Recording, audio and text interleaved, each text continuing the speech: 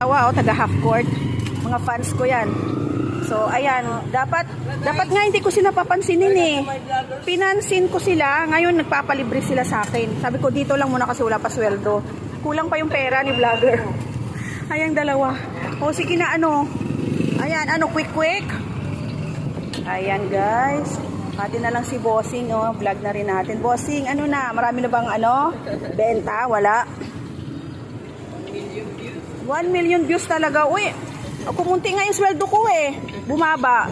Diba sabi ko sa inyo, huwag kayo maingay kasi magkakagulo na naman sila doon sa half court.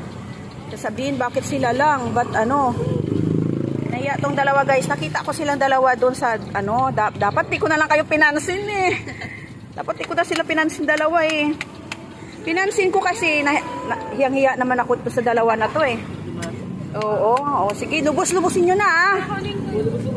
Oh, lubos.